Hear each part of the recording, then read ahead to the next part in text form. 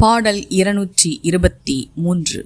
அங்கி நிறுத்தும் அருண் தவர் ஆரணத்து தங்கி இருக்கும் வகையருள் செய்தவர் எங்கும் நிறுத்தி இளைப்பப் பெரும்பதி பொங்கி நிறுத்தும் புகழதுவாமே.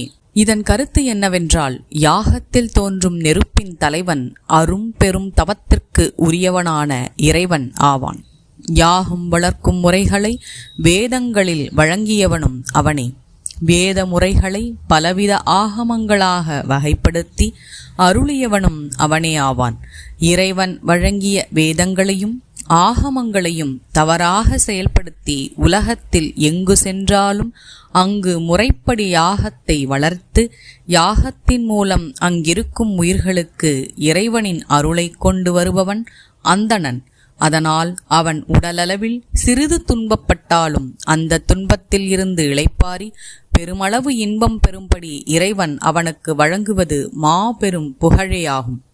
இதன் உட்கருத்து என்னவென்றால், இறைவன் கொடுத்த முறைகளின்படி உலகெல்லாம் சென்று உயிர்கள் இறைவன் அருளை பெற வேண்டி எந்த அந்தணன் யாகம் வளர்க்கின்றானோ அவனுக்கு அளவில்லாத அளவு இன்பத்தையும் புகழையும் இறைவனே வழங்கிவிடுவான் என்கிறார் திருமூலதேவ நாயனார். திருச்சிற்றம்பலம். அக்னி காரியம் முடிந்தது. அடுத்த பகுதியில் முதல் தந்திரத்தில் அந்தணர் ஒழுக்கம், அந்தணன் என்பவன் யார், அவர் எப்படி இருக்க வேண்டும் என்பதை பற்றி காணலாம். திருச்சிற்றம்பலம். இந்த 3000 திருமந்திரத்தினையும் ஓத குருவருளும் திருவருளும் துணை நிற்கட்டும்.